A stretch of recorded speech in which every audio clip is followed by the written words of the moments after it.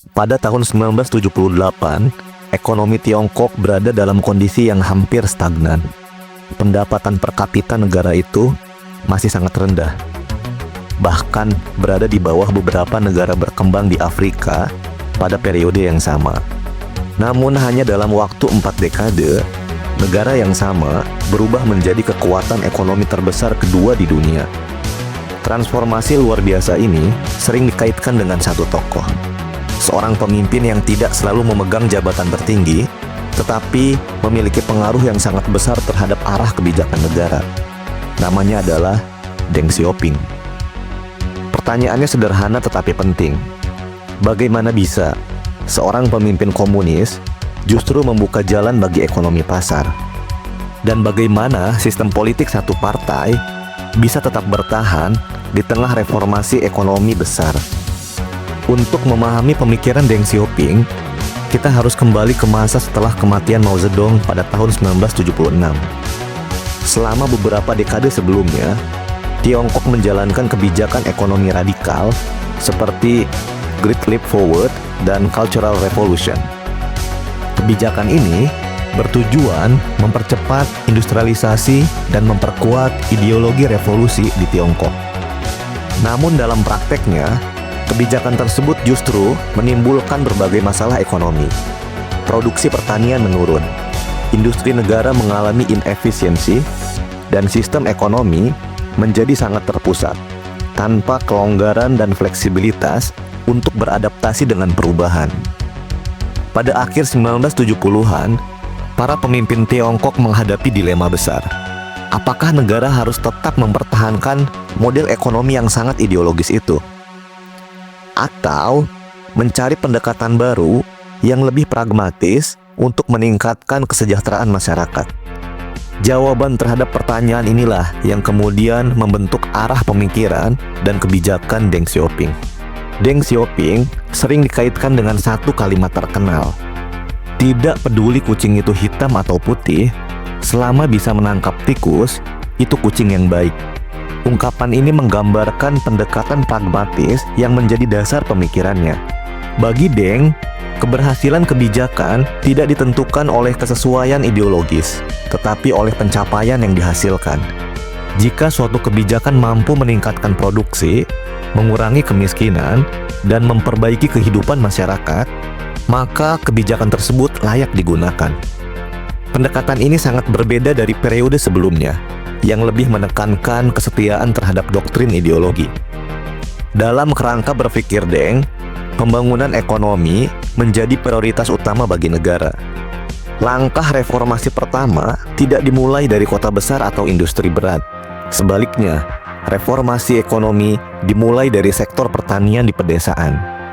Pada akhir 1970-an, pemerintah mulai memperkenalkan sistem yang kemudian dikenal sebagai Household Responsibility System. Dalam sistem ini, keluarga petani diberikan hak untuk mengelola lahan pertanian secara lebih mandiri.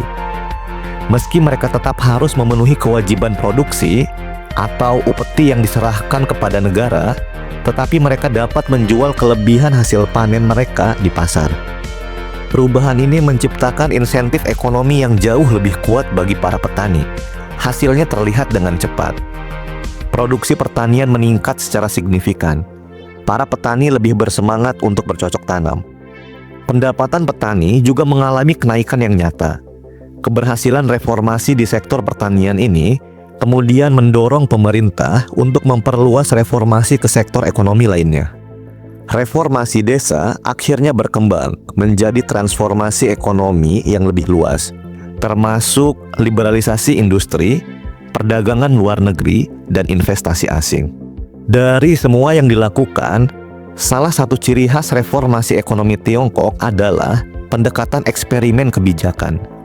Alih-alih langsung menerapkan kebijakan baru secara nasional, pemerintah sering menguji kebijakan tersebut di wilayah tertentu terlebih dahulu, secara bertahap. Jika kebijakan itu terbukti berhasil, maka akan diperluas ke wilayah yang lain. Jika gagal, akan dihentikan. Pendekatan ini memberikan dua keuntungan penting bagi Tiongkok. Pertama, pemerintah dapat mengurangi resiko kegagalan kebijakan dalam skala besar. Kedua, Sistem ini menciptakan ruang inovasi dalam kerangka negara yang tetap mempertahankan kontrol politik yang kuat. Metode eksperimen kebijakan ini kemudian menjadi salah satu karakteristik penting dalam proses reformasi ekonomi Tiongkok. Salah satu eksperimen paling terkenal adalah pembentukan Special Economic Zone. Zona ekonomi ini didirikan di beberapa wilayah pesisir. Salah satunya adalah kota Shenzhen. Di wilayah ini, pemerintah memberikan kelonggaran ekonomi yang jauh lebih besar dibandingkan wilayah lainnya. Investor asing diperbolehkan membuka pabrik. Perusahaan swasta mulai berkembang.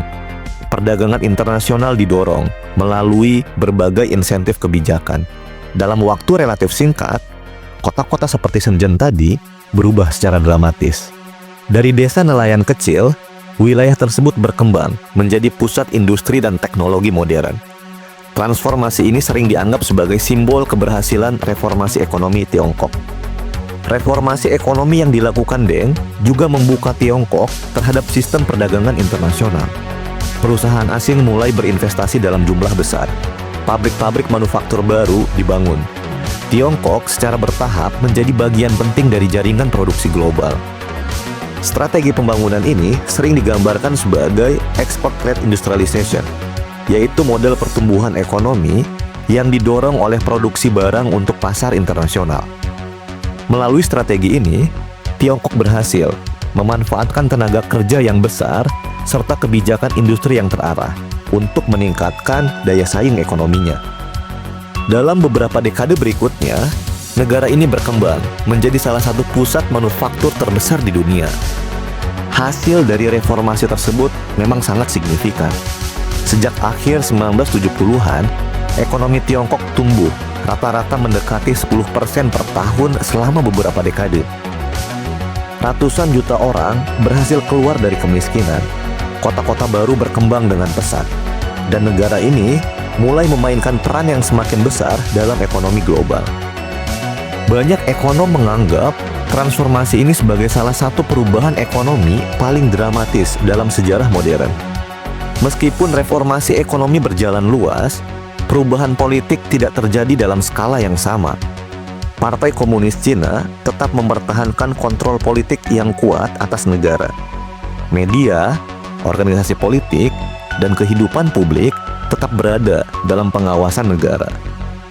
Peristiwa seperti protes Tiananmen Square pada tahun 1989 menunjukkan bahwa reformasi politik di Tiongkok memiliki batas. Bagi Deng Xiaoping, stabilitas politik dianggap sebagai prasyarat penting bagi pembangunan ekonomi. Jika reformasi politik dijalankan, stabilitas akan terganggu. Dari kombinasi kebijakan tersebut, kemudian muncul model pembangunan yang sering disebut sebagai socialism with Chinese characteristic. Model ini tidak sepenuhnya kapitalis, namun juga tidak sepenuhnya mengikuti ekonomi komando ala klasik. Negara tetap memainkan peran penting dalam perencanaan strategis dan pengendalian sektor-sektor utama. Dan pada saat yang sama, mekanisme pasar digunakan untuk meningkatkan efisiensi dan produktivitas ekonomi. Pendekatan hibrida atau campuran ini kemudian menarik perhatian banyak negara berkembang yang mencari alternatif antara kapitalisme liberal dan sosialisme tradisional. Singkatnya, pemikiran Deng Xiaoping telah mengubah arah sejarah Tiongkok. Ia memperkenalkan pendekatan pragmatis yang menempatkan pembangunan ekonomi sebagai prioritas utama. Dengan menggabungkan mekanisme pasar, eksperimen kebijakan, dan kontrol politik yang kuat, Deng menciptakan model pembangunan yang unik. Transformasi ini tidak hanya mengubah ekonomi Tiongkok, tetapi juga mengubah keseimbangan kekuatan ekonomi dunia. Hari ini, kebijakan yang dimulai pada akhir 1970-an itu masih membentuk arah perkembangan negara tersebut. Dan perdebatan mengenai model pembangunan Tiongkok masih terus berlanjut hingga sekarang.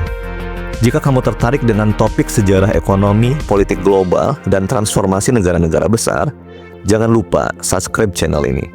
Tulis juga di kolom komentar, tokoh sejarah apa lagi yang ingin kamu pelajari pemikirannya. See you later.